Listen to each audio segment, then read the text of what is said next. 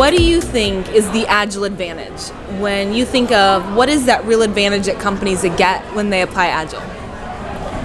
So again, in the early days of Agile, I was fortunate enough to be on the road, teaching people this and talking to them about Agile, and back when it was actually hostile. And I used to say to them, and they said, "What's Scrum?" And I'm sure Ken Schwaber will yell at me if he hears me saying this, or Jeff or Mike. But I used to say it's an Agile methodology that focuses on communication. Because I said, when I was a developer, before Agile, because I'm a pre-Agile guy, right?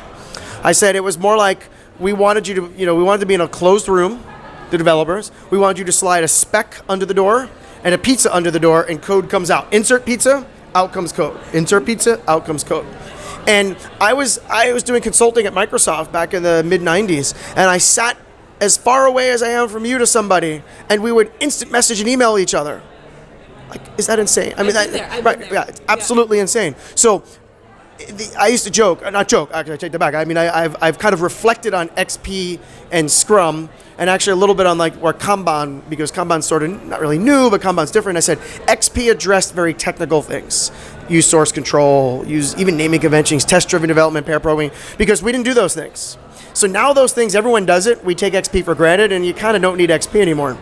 The reason why Scrum has been around for so long, because XP did its purpose, and we take those things for granted, because can you walk into a shop that doesn't use source code repositories and doesn't use those type of things?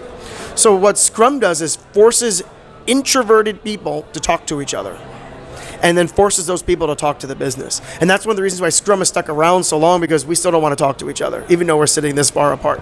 Well, you and I do, we're extroverts, right? But 99% of the other people don't want to. And we're in an environment where the one extroverted developer becomes the leader of the whole organization. But that's the one criteria for management skill. Oh, you're extroverted, and people. But then the best developers get promoted, and they went into software development precisely because they didn't want to talk to people, and now they're managing people. So it becomes this dysfunctional environment.